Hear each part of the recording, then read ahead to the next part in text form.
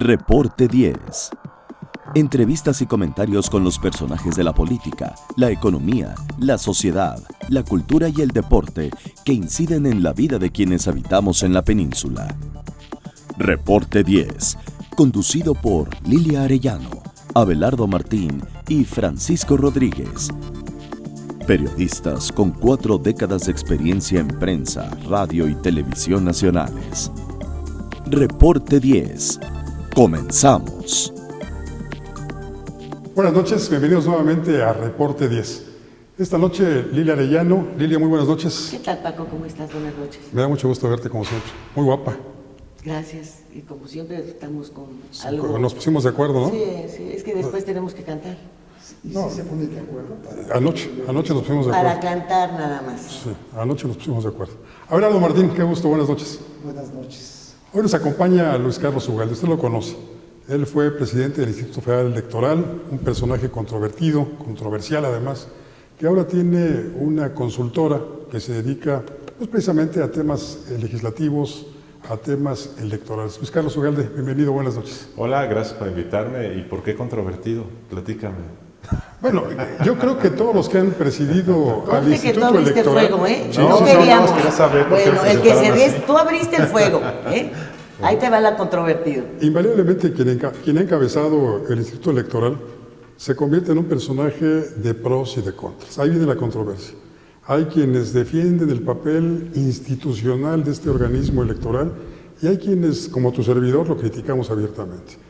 De ahí que las figuras de los presidentes del IFE antes y ahora del INE sean controvertidas y controversiales. Así es.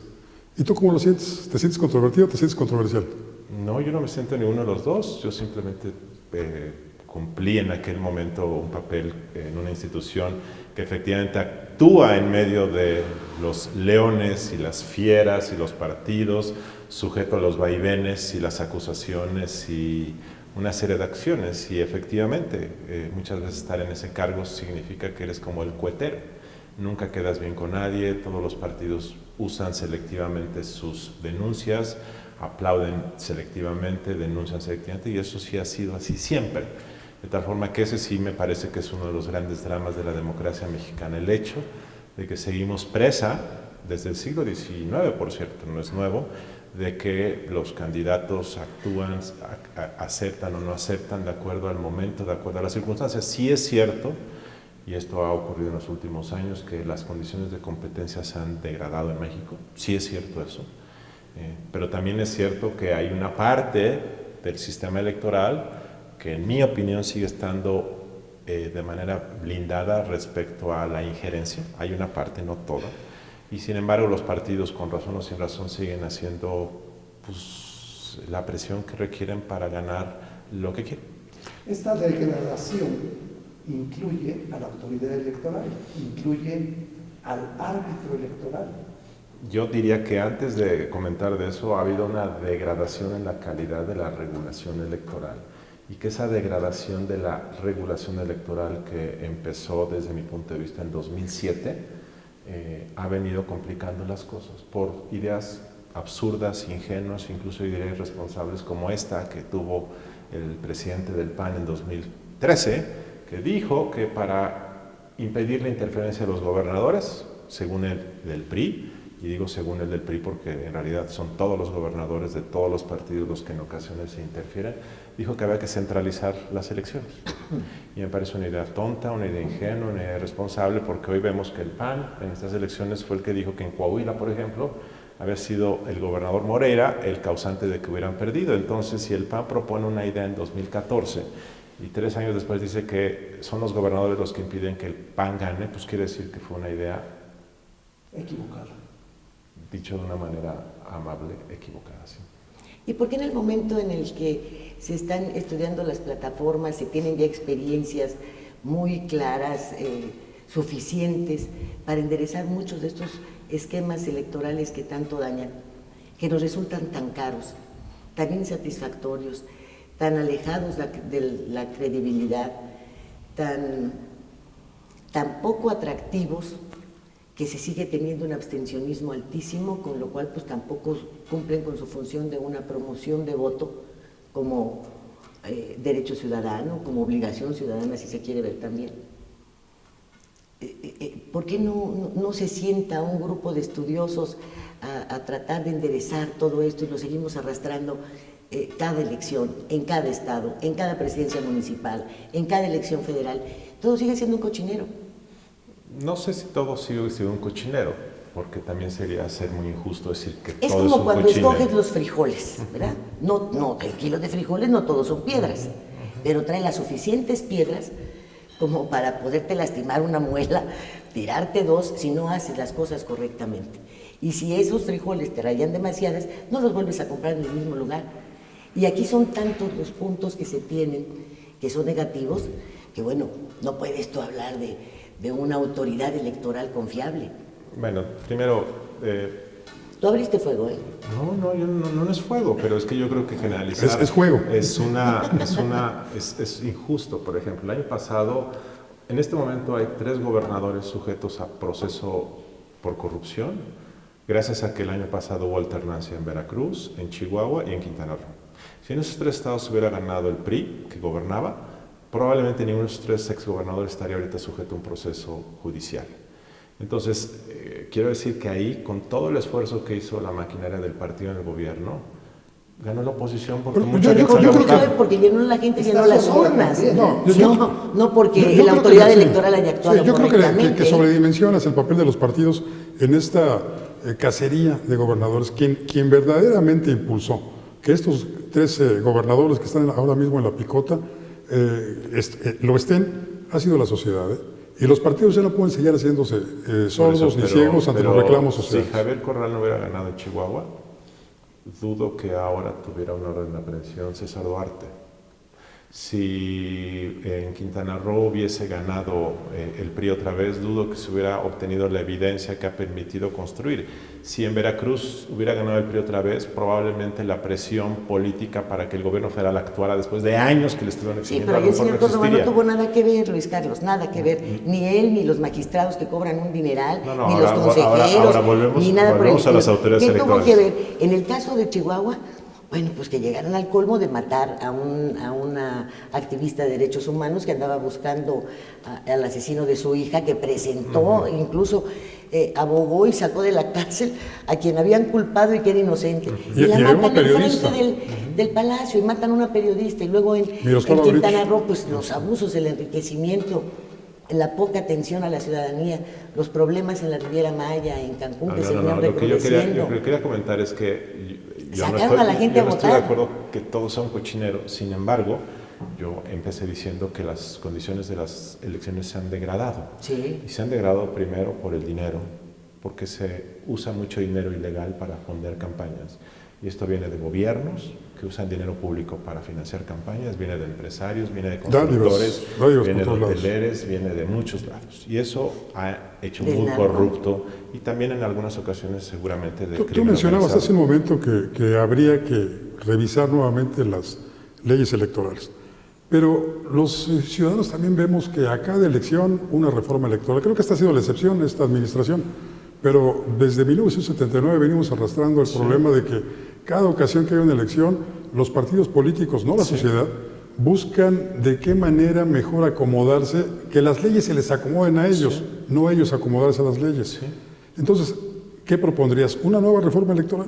La solución a la degradación de las condiciones de la competencia pasa poco por las leyes electorales, pero sin embargo hay que ajustarlas, hay que quitarles la grasa que se ha acumulado justamente para responder a las peticiones de los perdedores. Quiero esta prohibición, quiero centralizar elecciones, quiero tal y tal cosa. Y esta petición ha engordado una regulación electoral que es mala, es ingenua, es torpe, no va al fondo de los problemas. ¿Y las cuotas qué tanto que tienen que ver con el acumulamiento de grasa? Sabemos que cada que hay una renovación en el Instituto Electoral y en los institutos electorales de todo el país van por cuotas. Tantas le corresponden al PRI, tantas le corresponden al PRD y nació, creo que todavía tú encabezaste un instituto ciudadano, pero ahora... Siempre ha habido cuotas en el INE, siempre, desde 1996. Los partidos han designado a los consejeros por cuotas, esto no es nuevo. Pero eso ¿cómo los ha afectado? ¿Cómo nos ha afectado a nosotros los ciudadanos? afecta que en ocasiones algunos consejeros, no todos, que son designados por un partido, responden a su interés de partido. Eso es cierto. Y eso ha sido cierto desde la época de José Woldenberg, lo fue cuando yo fui presidente y lo ha sido desde entonces. No ha cambiado. La única diferencia es el balance. En ocasiones algunos consejeros nombrados por partidos asumen que una vez en la silla, pues rompes el cordón umbilical, y otros siguen actuando como correas de transmisión, y eso ocurre en los tribunales. ¿Y otros se venderán?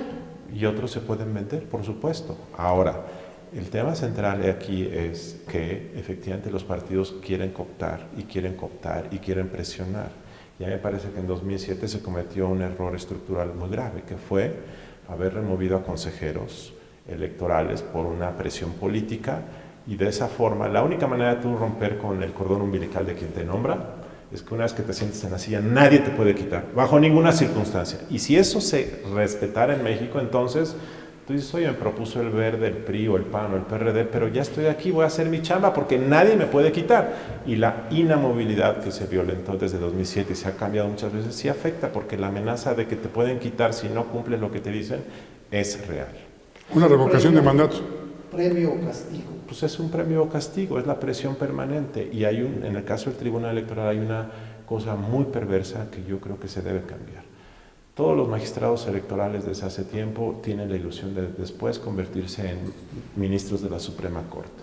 Entonces, imagínate un magistrado electoral que dura 10 años y que sabe que si quiere ser ministro dentro de algunos años, pues no se puede pelear con los partidos, menos con el partido en el poder. Y eso me parece súper perverso. Bueno, sabemos de los partidos, pero antes de irnos a una pequeña pausa, ¿por qué no nos dices, ¿hay línea del presidente en el Instituto Electoral?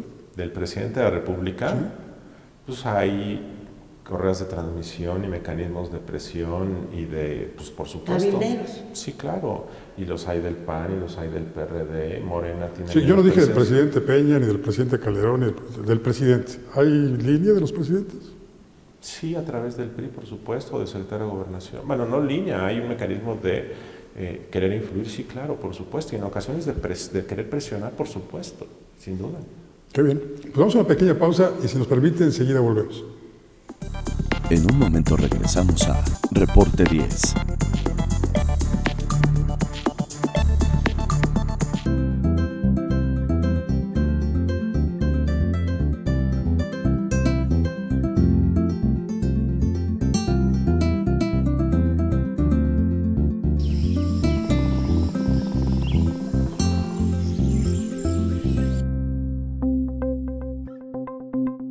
Quintana Roo vive.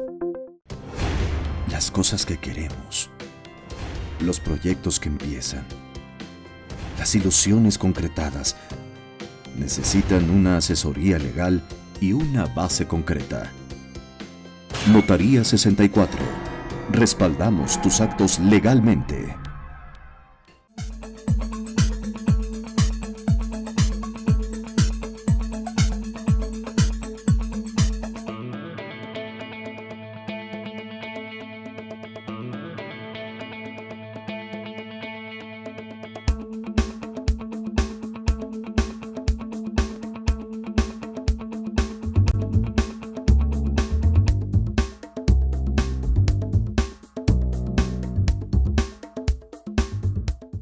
Gracias a los esfuerzos del gobierno de Isla Mujeres, Administración 2016-2018, Playa Centro en Isla Mujeres cuenta con el distintivo Blue Flag. Dicho certificado es entregado por la Fundación Europea de Educación Ambiental a las playas y marinas que cumplen criterios establecidos de calidad, seguridad, educación e información ambiental.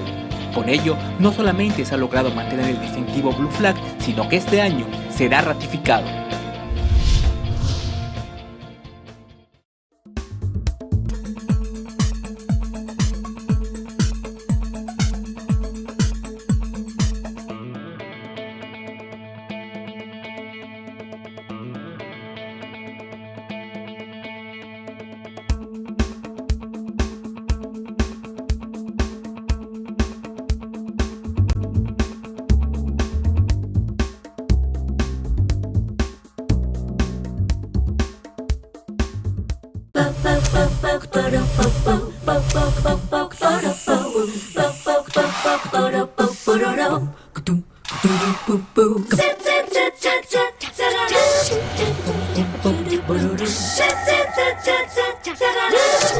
Qué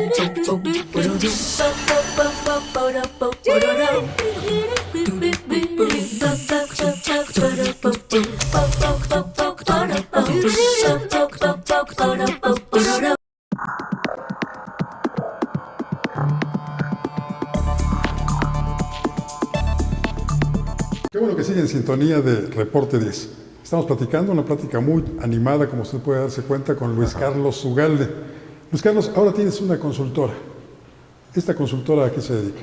Se dedica a temas de análisis de riesgo político, sobre todo para empresas del sector privado que quieren hacer negocio en México, que quieren invertir, que quieren estar enterados de cómo el ambiente político, legislativo, de seguridad y gobernabilidad puede afectar su línea de negocio. Y dos, hacemos temas de evaluaciones de impacto social para proyectos de infraestructura. Si tú quieres poner un ducto, pues hay que analizar el contexto social, comunitario que hay en esa línea. ¿Y si quiere ver un ducto para sacar guachicol, también me apoyarías? No, y si te cae un tren, socavón, ¿cómo se llama eso? Oye, ¿les preocupa la seguridad de los extranjeros que quieren invertir en México? ¿O les preocupa la elección? Les preocupa más la corrupción que la inseguridad. La corrupción ya es un riesgo mayor que la inseguridad. Fíjate a qué nivel hemos llegado. De tal forma que la inseguridad en algunos casos se da por descontada. Tan es así que, por ejemplo, las rondas de licitaciones petroleras han sido exitosas a pesar de eso. Les afecta más la corrupción, que está, en mi opinión, fuera de control en México. Totalmente. Y un poco en la lógica que mencionabas de la degradación de la autoridad electoral, el papel perverso de partidos políticos o de miembros de partidos políticos, ¿cómo viste las últimas elecciones y cuáles ves como riesgos para la del 18? El mayor riesgo de la democracia mexicana y de la democracia electoral y de las elecciones de 2017 y de las de 2018 es el dinero ilegal que fluye de las campañas políticas y que ha generado un problema de corrupción fuera de control. De hecho, el problema de corrupción en los gobiernos se gesta en la campaña, porque si tú eres candidato a gobernador y te dan 200 millones por debajo de la mesa, pues tú llegas a tu cargo el primer día y ya debes 200 millones. ¿Y cómo los pagas? Con obra pública, contratos o permisos. O de la caja, tomas dinero de la caja y pagas. Y te cobran 10-1 o 20-1 porque quienes te prestan, pues tienen riesgo y te dicen, te presto $1, pero me pagas 10. Entonces ese es el mayor problema. Y esto es lo que está generando una enorme distorsión en las condiciones de competencia, en el clientelismo electoral, en la movilización del voto, en los intentos de compra del voto, en el pago de cobertura informativa que existe en muchos lugares. Ese es el mayor problema, ese es el mayor riesgo para las elecciones. Se ha visto desde fines de la década pasada y en este problema ha crecido y crecido y crecido. En Integral hicimos un estudio. ¿Integral es tu empresa? Integral es la empresa. Hicimos un estudio de cómo aumentar la liquidez o el uso efectivo en periodos electorales en México, con datos del Banco de México, lo que llaman el M1, que es el número de billetes y monedas en poder del público. En 2012, por razones no económicas, creció 37,000 millones de pesos el uso efectivo en la economía mexicana en los primeros meses durante las campañas. Eso es un indicativo de que probablemente hay miles y miles y miles de millones de pesos que pueden llegar hasta más de 30,000 en el caso de 2012, que es dinero en efectivo que se usa para fondear campañas, que por supuesto rebasa los topes de campaña por 10 veces. Ahora en Coahuila, por ejemplo, se está discutiendo que el PRI o el PAN habrían rebasado el tope por 5 millones. Todos los partidos están rebasando topes de campaña, en ocasiones por decenas o centenas de millones de pesos. Ese es el mayor problema y el mayor riesgo hacia los niños. ¿Cómo financiar? ¿Por qué la autoridad no actúa? ¿Por qué no? ¿Por qué no?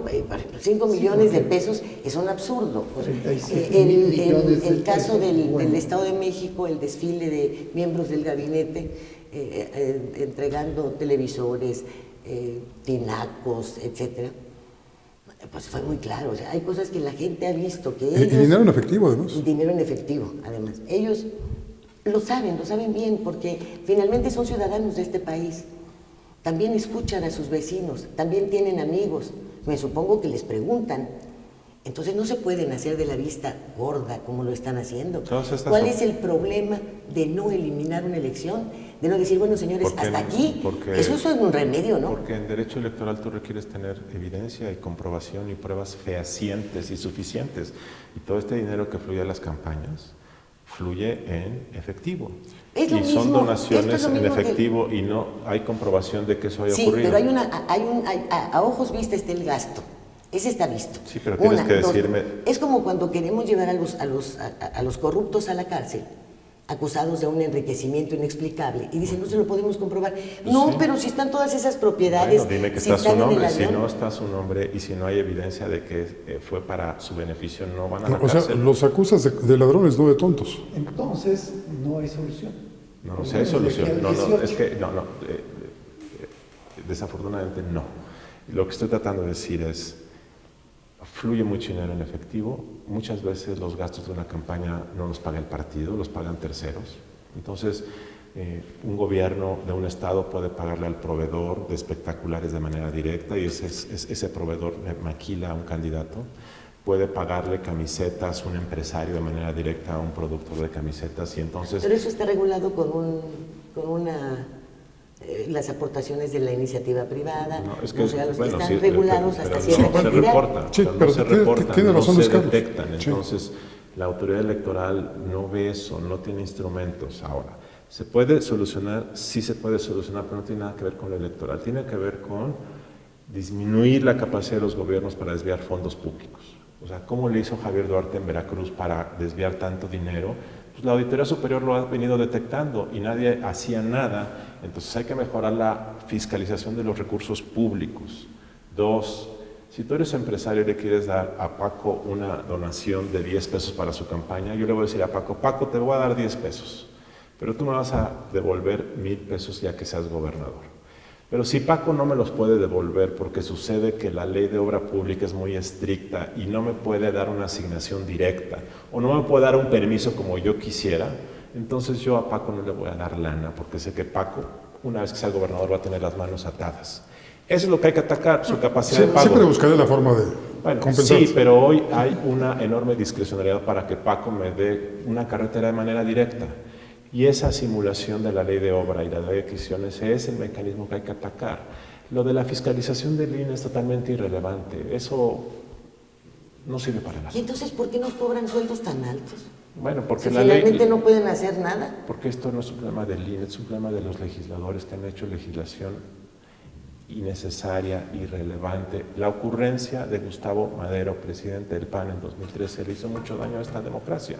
Porque Gustavo Madero, en lugar de haber hecho una petición seria de una reforma electoral que podía haber hecho el PAN, porque en 2013 y 2014 tenía el gobierno hincado, porque el gobierno quería una reforma energética y estaba dispuesto a dar a todo.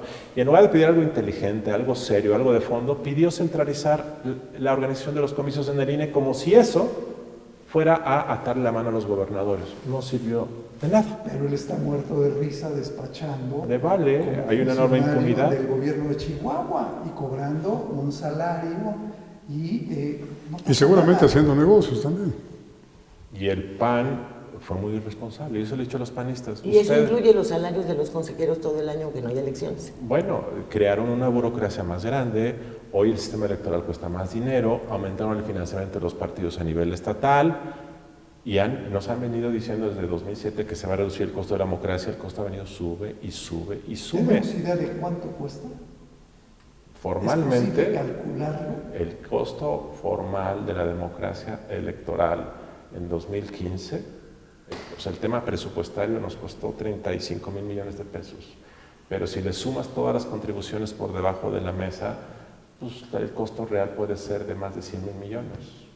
Y 2, si tú consideras que una elección de gobernador cuyo tope de gastos es de 40 millones te puede costar 400 o 500 millones, además le debes sumar el costo ya en el gobierno, porque ya en el gobierno los gobernadores tienen que subir el costo de la obra pública para pagarle a los que le dieron dinero. Entonces se encarece la obra pública luego la obra pública es de menos calidad para poder darle un moche al gobernador o el gobernador darle... Tiene que ver. Y esto se da no nada más a nivel gobernador, seguramente a nivel presidente de la República también. No, y presidente municipal. Y presidente municipal, Claro, por claro. ejemplo, hay, la presidencia municipal de Benito Juárez en Quintana Roo es una de las más caras. Ahí el tope de campaña es como de 2 millones. Se dice y te lo comentan quienes han participado como operadores ahí, que ganar una elección en Benito Juárez, que es Cancún, te puede costar 100 millones de pesos la campaña. ¿Por qué? Porque ahí el mercado de permisos para desarrollos turísticos es una mina de oro. Entonces muchos hoteleros están dispuestos a darte 10 millones porque saben que tú los vas a favorecer con un permiso que económicamente vale a lo mejor 100 millones. Entonces esto ha detonado la corrupción terriblemente en el país. Entonces pensar que el INE con su fiscalización va a solucionar este problema estructural es una ingenuidad, no tiene nada que ver con el INE. Por eso me parece que Gustavo Madero fue muy irresponsable, porque en lugar de haber pensado estratégicamente, ¿cuál es el problema? ¿Cómo atacamos el problema? Yo he platicado con gobernadores y les he dicho, oye, ¿y con la nueva fiscalización del INE te sientes realmente contenido? El hecho de que los consejeros del OPLE sean nombrados en la Ciudad de México, ¿te preocupa? Se ríen, se burlan, porque la influencia de un gobernador en un proceso electoral depende de su capacidad de usar dinero público con fines políticos, de su capacidad de influir a los empresarios, de su capacidad de hacer muchas cosas, y el INE no tiene posibilidad de poder contener eso. Ven nada más de qué nos estamos enterando. Esta cadena, fíjate, cómo es como una cadena de producción. Desde que empiezas a la siembra hasta que llevas el producto terminado. Esta democracia tan cara no es nada más representativa del grupo de la autoridad electoral. Lo arrastra todo. Por eso ahora que se está todo. echando a andar el... Y Benito Juárez no cuesta 100 millones, cuesta mucho más. ¿O más? Pero muchísimo más. Esta información está hace 4 años, seguramente hoy puede costar 200 millones. Hace 4 años tendría que haber sido 1, 3. No, hombre, le costó muchísimo más. A Paul Carrillo. Pues lo llevaron a la cárcel al que llevaba el dinerito para la campaña. A Cacique. Un candidato, lo mataron, hazme el favor. Un candidato a diputado local en Oaxaca, comentaba, todas estas son conversaciones anónimas que nosotros hacemos con el fin de determinar o hacer estimaciones de esto. Nos decía, en mi campaña costó 7 millones de pesos. El tope de una campaña de diputado local en Oaxaca debe andar en 800,000 pesos, 700,000. Esos 6 millones o 7 millones más de un diputado local. Imagínate cuánto cuesta la de una alcaldía. Entonces, ese es el gran problema de la democracia electoral. Y yo veo que para 2018 esto no se va a contener, pero ojalá a partir de 2019 se piense con seriedad esto, porque esto se está pudriendo el sistema. Este es un espacio de opinión crítico, pero también propositivo. ¿Con qué cerrarías tu participación? Yo diría que este es el tema fundamental a partir de 2019, y yo creo que lo que se tiene que hacer es, 1, mejorar los mecanismos de fiscalización de las finanzas municipales y estatales para prevenir el desvío de recursos públicos. 2, cerrar la posibilidad de la discrecionalidad para dar contratos y obra pública y permisos, que es lo que usan los gobernantes que ganan para pagarle a sus fondeadores. ¿Se puede? Sí se puede. Y luego hacen pasos expresos. Sí. Y 3, revisar el tema de la publicidad oficial. Felipe Calderón subió el gasto en publicidad oficial de 900 millones a 5,000 millones. Y le hizo un gran daño a la democracia de México, porque lo que generó fue un mercado ficticio que los gobernantes usan de manera selectiva para generar un coro de medios que no contribuyen a un debate serio, un debate informado, un debate crítico. Y entonces el mercado de medios de comunicación en México se ha inflado de manera ficticia al amparo de gobernadores que quieren ser famosos. Ese creo que es un gran daño que se ha generado también. ¿Me permites una última pregunta? Por favor. La reelección de alcaldes. Es un gran peligro. Yo estoy a favor de la reelección, pero como están las condiciones de competencia en México, creo que la reelección se puede convertir en una pesadilla. No hay reglas claras, los alcaldes y los diputados pueden abusar del dinero público para reelegirse. En los congresos hay un problema de corrupción terrible con el uso de dinero internamente entre las bancadas. Yo estoy muy preocupado. Están a favor de la reelección, en las condiciones actuales de competencia puede ser una pesadilla. Y son más de 1,000 alcaldías. y cerca ¿Qué de panorama? 9,000 regidores. Pues fíjate que vamos a tener que invitar a Luis Carlos en varias ocasiones, porque hay un tema que él ha venido promoviendo y proponiendo, en el cual que es coincidimos. el voto obligatorio. En el cual coincidimos. Y aparte el tema de la corrupción. Yo pensaba que íbamos a hablar de temas electorales y medio apuntamos el tema de la corrupción y lo del voto obligatorio. Lo dejamos Por cierto, para el siguiente un programa. breve comentario. El voto ¿Sí? obligatorio es una decisión interesante porque lo que te hace es que te disminuye el rédito de la compra del voto. No es lo mismo intentar comprar el voto cuando vota el 40% de la lista nominal que cuando vota el 90%. Cuando Entonces, tienen que votar todos. no hace sentido dar lana para tratar de comprar una elección donde casi todos votan. Disminuye su rentabilidad. ¿Para qué compro si de todos modos van a votar? Entonces, otra vez, los reguladores ingenuos dicen, para acabar con la compra del voto hay que prohibir la entrega de dádivas y de cachuchas. Eso no se prohíbe. Lo que sí puedes decir es, todos van a salir a votar porque si no les pongo una multa, y entonces yo, que soy estratega en una campaña, le digo a mi candidato, Paco, ¿para qué destinamos 50 millones en dar lana a la gente? Mejor, no vamos a hacer diferencia, mejor vamos a invertirlo en otra cosa. Y eso puede ser mucho más inteligente para estos problemas. Que, por cierto, una de las razones por las cuales las campañas cuestan tan caras es que, como hay mucho dinero en efectivo para la movilización del voto y la compra del voto, las estructuras de los partidos, tú le das al coordinador de una pirámide de movilizadores 10 millones. Y esos 10 millones se van quedando entre los intermediarios. Y lo que llega a los votantes es un peso, uno de 10 o 2 de 10. Entonces hay una enorme corrupción en los operadores de campañas. Porque es dinero en efectivo, sin comprobantes. Entonces, Visible porque en cada campaña le ponen un piso más a su casa. así es. Luis Carlos, de verdad qué gusto que hayas aceptado Gracias. nuestra invitación. Está abierta cuando tú gustes Por para que supuesto. sigamos platicando sobre estos temas siempre Claro muy que sí, interesantes. gracias y mucho éxito. Lilia, gracias, buenas noches. Buenas noches, Paco. Abelardo, muchísimas gracias. Y gracias a usted que nos sintonizó. La invitación queda abierta para que nos acompañe la próxima semana. Y mientras tanto, le deseamos, como siempre, que haya buenas gracias y muchas noches. Ahora tiene usted a la mano más herramientas informativas para que emita su propia opinión. Comuníquese con nosotros, aporte sus comentarios y sugerencias a los correos y redes sociales que aparecen en su pantalla. Mientras, le invitamos a sintonizar Reporte 10 la próxima semana, a la misma hora, por esta señal que siempre va contigo.